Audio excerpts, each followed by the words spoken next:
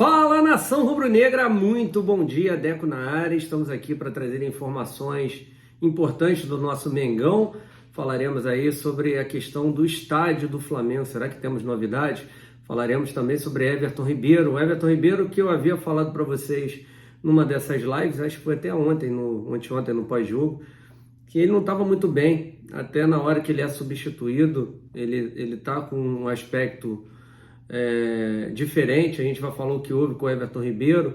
Também falaremos sobre o Rogério Ceni que não jogou a toalha ainda, né? E tá certo, ainda tá tudo aberto entre o Flamengo e São Paulo, jogo perigosíssimo, que o Flamengo tem que entrar, né, com os pés no chão, tá? Falaremos também do Galvão Bueno aí, comparando o Pedro ao Lewandowski, né? E o Tite estava ontem, né, no caso, no Bem Amigos, e elogiou bastante o atacante do Flamengo, né?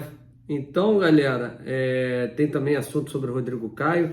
Você que está chegando a primeira vez aqui no canal Deca CRN, não deixem de se inscrever, deixar o seu like, compartilhar com os amigos e acionar o sininho de notificação, tá? Lembrar vocês também da nossa parceria com a Bet Nacional, a Bet dos brasileiros, tá bom? Então, o link tá no comentário fixado. Vamos lá, então. Vamos falar, então, aqui sobre a questão do Rogério Ceni, né? O Rogério Ceni, que tá, assim, mostrando confiança e tá certo. Sabe que é difícil reverter a situação, mas jogo é jogado, né? O Flamengo tem 2 gols de vantagem, joga no Maracanã. Caso termine por 1 gol de vantagem para o Mengão, o Flamengo estará classificado para a final. Se terminar com 2 gols de diferença para o São Paulo, aí a disputa vai para pênalti. Então, gente, todo cuidado é pouco, tá? Todo cuidado é pouco. Semana passada eu havia dito a vocês que o jogo do Velho estava resolvido. Nesse caso do São Paulo, não, tá? E o Rogério Ceni admitindo dificuldade contra o Flamengo, mas garante, não é nada impossível, tá? Ele botou assim: é difícil classificar contra o Flamengo? Claro que é muito difícil, mas não está escrito que é impossível. E se não é impossível, nós temos que ir lá para conferir. Vamos fazer o nosso melhor com o melhor que nós temos, disse Rogério durante a entrevista coletiva depois da partida contra o Corinthians, tá? Então ele vai ver a condição dos atletas. Todo mundo sabe que o foco maior do São Paulo é a conquista da Sul-Americana. O jogo é dia 1º de outubro, eles têm que estar 72 horas antes em Córdoba, na Argentina, mas eles não desistiram. Eles vão brigar e sabem que se mostrarem, pelo menos, serem aguerridos e tal, já está ótimo, né? Então, o que a gente fala? A responsabilidade está toda no Flamengo. Então, que o Flamengo jogue de maneira séria, né, como fosse 0-0 a partida. E aí, caso o Flamengo realmente faça 1-0, como aconteceu contra o Corinthians na Libertadores da América, aí fica um pouquinho mais complicado para o São Paulo, tá? Então, só para trazer o pensamento do treinador Rogério Ceni, né? O Rogério, que tem já alguns desfalques confirmados, né? Que são o Gabriel Neves com uma lesão no joelho, o Felipe Alves, o Marcos Guilherme, eu não sabia que o Marcos Guilherme também já tinha jogado não, o Naruel Bustos e o Naruel Ferrarese não foram inscritos na Copa do Brasil e, portanto, não podem atuar contra o Flamengo, tá? Além de citados, Arboleda e Nicão ainda não têm condições de jogo. Então, eles estão aí com alguns desfalques, né? Dentre eles, alguns importantes. Tá bom? Falar de uma coisa aqui, a gente vai falar sobre o que o Galvão Bueno falou, mas também é interessante a gente colocar. Eu acho que o Tite fez mais por média, né? Mas ele disse lá no Bem Amigos que não pode descartar da seleção brasileira um atacante do nível do Gabriel, né? Do Gabigol, enfim, do Gabriel Barbosa, né? Ele falou assim: eu não posso descartar da seleção atacante do nível do Gabriel Barbosa, né? Porque eles estavam conversando na hora sobre os atacantes. São 8 vagas, mais ou menos, que ele estipulou para o ataque, com 10 nomes, né? E aí colocaram, é o Pedro, é o Matheus Cunha, e aí ele colocou essa situação que não pode descartar um atacante como o Gabriel Barbosa. Será? Acredito que o Gabriel Barbosa não irá para a Copa do Mundo. Falando sobre atacante, né? No Bem Amigos, né? O Galvão Bueno, né? Comparando Pedro a Lewandowski, né? Então, o Galvão destacou a evolução na finalização do atacante rubro-negro, comparando a Lewandowski, e o Tite concordou com a análise e revelou uma conversa com Dorival Júnior, treinador do Flamengo. Ele diz assim: eu vejo, e o Dorival também vê, o Pedro como nosso Lewandowski. Eu, conversando com ele, falei, é impressionante a jogada terminal dele. Ele acompanha qualquer raciocínio. A capacidade dele de tabela, de acompanhar rápidos os jogadores, a capacidade técnica, ele sempre é um jogador de não é força, é jeito, destacou Tite sobre a finalização de Pedro. Em comparação aos outros atacantes que disputam vaga no Catar, no debate se serão levados 8 ou 9 jogadores, Tite destacou que Pedro tem características diferentes dos concorrentes, como a capacidade de pivô e cabeceio. Ele disse assim: Pedro é pivô, é o jogador da jogada terminal. Não queira dele transição em velocidade, mas dê a bola nele para escorar para uma tabela, uma jogada de cabeceio para furar a defesa de um adversário que joga com a bunda lá atrás, afirmou o treinador, né? Ele disse ainda assim, eu discordo um pouquinho dele, ele falou que o Richarlison é um 9, o Gabriel Jesus é um 9, Matheus Cunha é um 9 e o Pedro é um 9. Os quatro têm características que modificam, disse Tite, né? Eu não concordo que o Richarlison seja um 9-9-9, né? O Gabriel Jesus é um jogador que joga ali também, mas ele e o Richarlison são jogadores de mais movimentação, e o Matheus Cunha e o Pedro são jogadores mais fixos, né, digamos assim. Tem a mobilidade, sim, mas não tem a mesma movimentação que o Gabriel Jesus e o Richarlison têm, tá? Então, ele disse também sobre o Firmino, né, que o Firmino pode ser um 9 ou um 10. Para quem não se recorda, né, ou não sabe, o Firmino começou no Figueirense como um meio atacante, tá? Ele não era atacante. Então, pelas palavras do Tite, acredito que o Firmino estará na Copa do Mundo.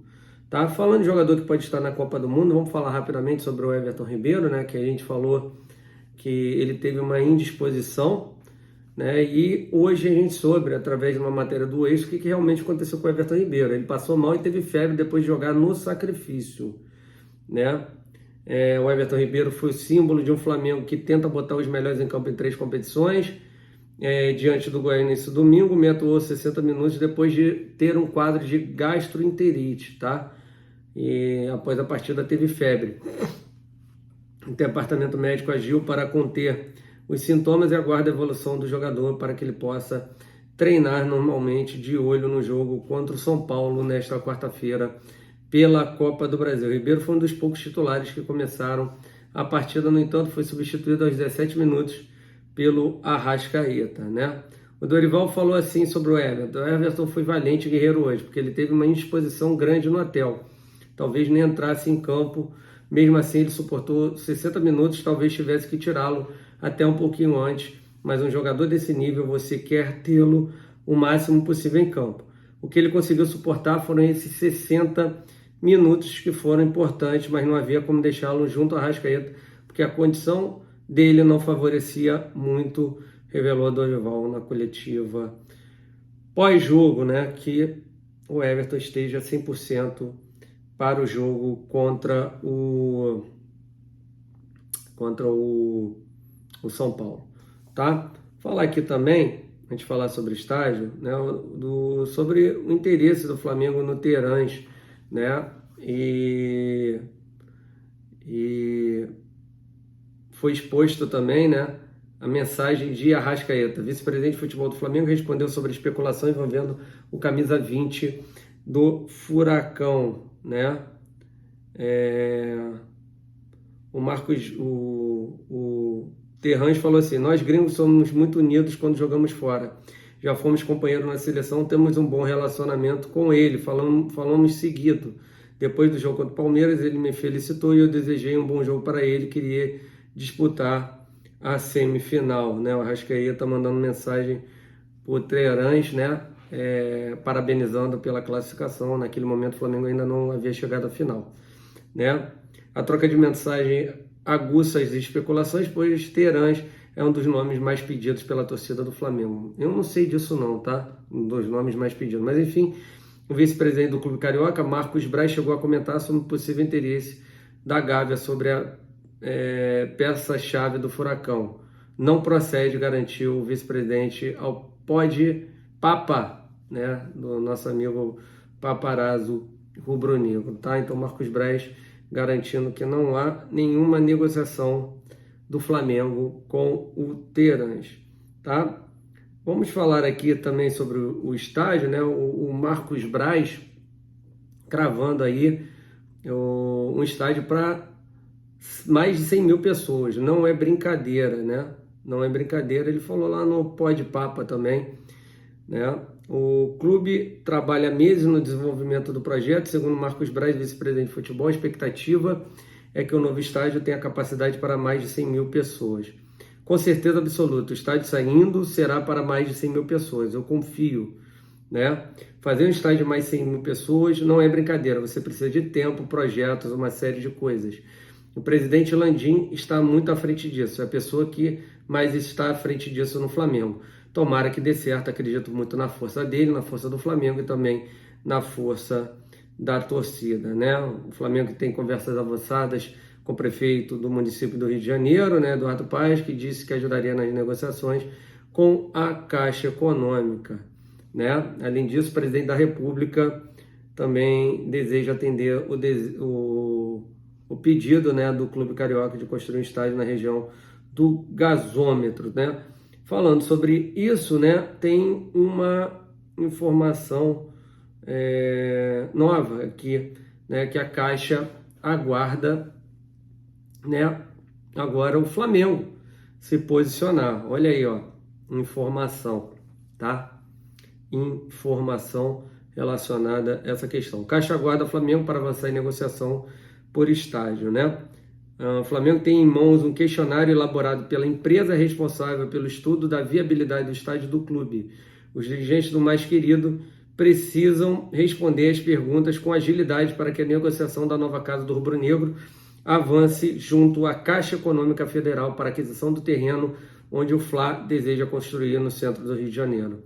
De acordo com informações divulgadas pelo portal Metrópolis, o processo avançou bem em agosto, quando a gestora imobiliária responsável pela produção, a Vinci Real Estate, deu um parecer sobre o negócio e mandou para o Flamengo uma série de questionamentos sobre o projeto. Aí, entre aspas, agora é o Flamengo que terá que correr se quiser que o processo ande rápido, disse uma fonte da Caixa Econômica, uma identidade preservada ao site. Após a resposta do Flamengo ao questionário, a Caixa Econômica poderá dar a liberação para a transação. Desta forma, quanto mais rápido o rubro-negro responder às perguntas de forma mais veloz, o processo pode avançar. O terreno desejado pelo mais querido é o antigo gasômetro de 116 mil metros quadrados. Pertence ao Fundo Imobiliário Porto Maravilha, controlado pela Caixa. O Banco Federal vê com bons olhos e deseja pressa na negociação. A vontade é que o processo seja concluído ainda em 2022. O presidente da República já tratou sobre o tema diretamente com o mandatário do Flamengo, Rodolfo Landim. Ainda de acordo com o Metrópolis, a Caixa Econômica admite a possibilidade de facilitar o pagamento. Enquanto os trâmites não são resolvidos, o Flamengo vai se preparando para enfrentar o São Paulo, quarta-feira, no Maracanã. E para a gente terminar esse giro de notícias aqui logo pela manhã, para vocês, né? O Flamengo estipula novo prazo para retorno de Rodrigo Caio, olha aí, tá? A informação é de que Rodrigo Caio está fora dos próximos jogos, tá? Divulgada primeiramente pelo jornal O Globo, tá? A expectativa é que o zagueiro esteja recuperado completamente em tempo das possíveis finais, caso o Flamengo passe, no dia 12 e 19 de outubro, né, na Copa do Brasil, e a decisão da Libertadores dia 29 de outubro, né, cara? E, sinceramente, será que vai estar com o ritmo de jogo? A zaga titular está muito bem encaixada com o Davi Luiz e o Léo Pereira, né? Enfim. Tá bom, gente? Então é isso aí. Muito obrigado a todos vocês. Muitas informações para todos rubro-negros. Então, você que ainda não está inscrito no canal, se inscreva, deixe seu like, compartilhe com os amigos e acione o sininho de notificação, tá bom?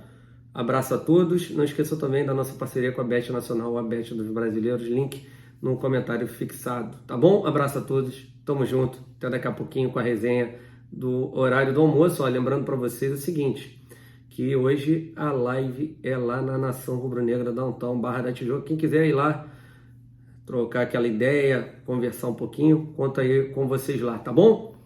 Então, abraço, tamo junto, até mais tarde lá na Nação Rubro-Negra Downtown. Tamo junto, abraço, saudações.